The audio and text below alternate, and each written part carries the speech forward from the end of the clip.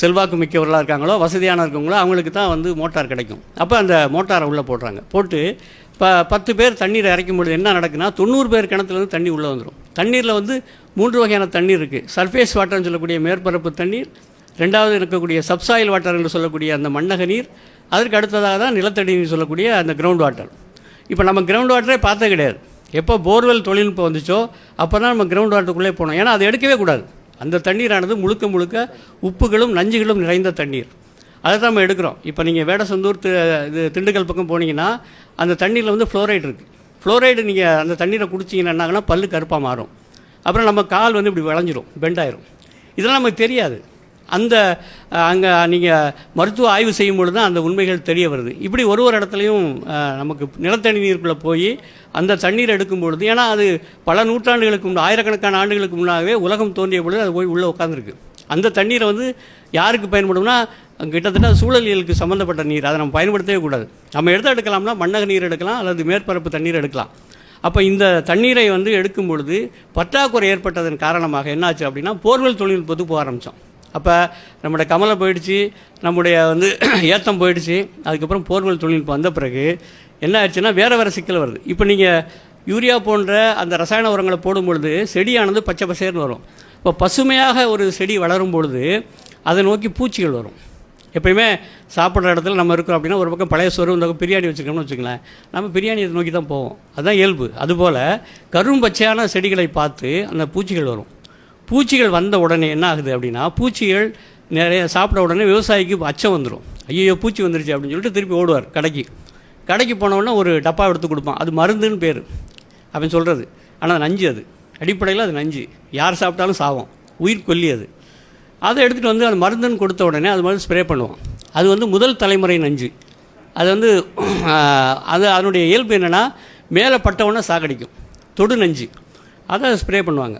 Spray பண்ணோன்னு என்ன ஆகுனா அந்த விவசாயிக்கு தெரியாது 2 வகையான பூச்சி இருக்குது சூழலில். ஒன்று சைவ பூச்சிகள், இன்னொன்று அசைவ பூச்சிகள். சைவ பூச்சிகள் தான் சிக்கலானது. ஏன்னா அதுதான் இலையை சாப்பிடும், அந்த தண்டை சாப்பிடும், காய்களை போட்டு தொலைக்கும்.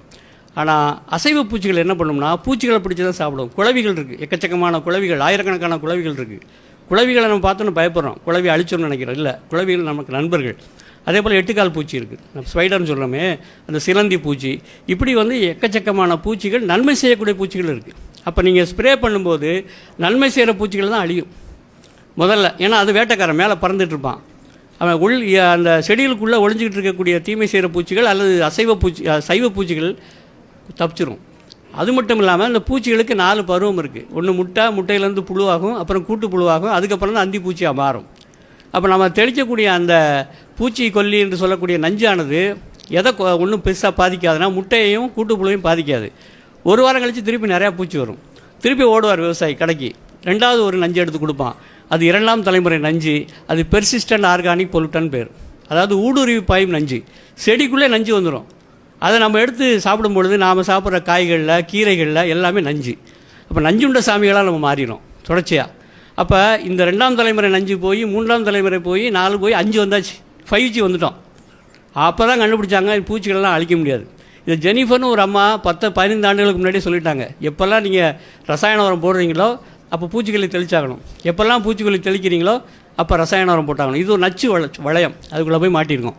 அப்போ இதிலிருந்து விடுபட்டால் மட்டும்தான் மனித சமூகம் விடுபடும். இப்போ என்ன பண்ணிட்டாங்கன்னா இது கண்டுபிடிச்சாச்சு, இனிமேல் என்ன பண்ணுறது, இப்போ நஞ்சு தெளிக்க முடியாது, அப்போ நஞ்சு நிறுத்து. அப்போ என்ன பண்ணலாம்னா விதையிலே நஞ்சு சேர்த்துறது.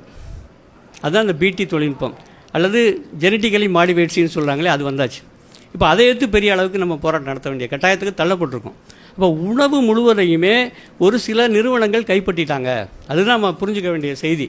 அப்போ இந்த நிறுவனங்கள் கையில் போகும்போது ஒரு நாட்டினுடைய உணவு உற்பத்தி முறையை தீர்மானிக்கக்கூடிய ஆற்றல் பெற்றாங்க. அப்போ இதுக்கு மிகச்சிறந்த எடுத்துக்காட்டு இலங்கை தான். இலங்கைக்குள்ளே போனீங்கன்னா நான் சென்ற வாரம் போயிருந்தேன். ஒரு 15 நாட்களுக்கு முன்னாடி அவங்க அந்த ஒரு பயிற்சி கொடுக்குறாங்க அந்த விவசாயிகளுக்கு தற்சார்பு வேளாண்மை எப்படி பண்ணணுன்றது.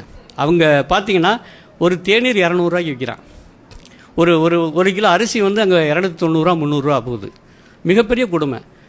இன்னொன்று பார்த்தீங்கன்னா பெரிய வேடிக்கை, இப்போ ராமநாதபுரத்தில் 600லேருந்து 700 மில்லிமீட்டர் தான் மழை, ஆனால் இலங்கையில் வந்து 3000 மில்லிமீட்டர் மழை கிடைக்குது. அப்போ பாருங்கள் எவ்வளோ பெரிய வளமான நாடு, எவ்வளோ பெரிய சிக்கலில் மாட்டியிருக்குன்னு பாருங்கள். அப்போ இந்த இந்த புரிதல் நமக்கு வரணும். இந்த புரிதல் இல்லை, நம்முடைய விதைகள், நம்முடைய உரம், நம்முடைய தொழில்நுட்பம் நம்மகிட்டே இருக்கணும். அதை விட்டுட்டு வெளியே போச்சுன்னா மிகப்பெரிய சிக்கல் வரும். அதனால தான் நம்ம சொல்கிறோம், இது அப்படி பார்த்தீங்கன்னா கூட நம்முடைய முறை என்பது, வேளாண்மை முறை என்பது உலகத்துக்கே மிக சிறந்த முறை. பார்த்தீங்கன்னா உலகத்தில் எங்கேயுமே இல்லாத ஒரு மிகப்பெரிய அறிவு மரபு நமக்கு இருக்குது.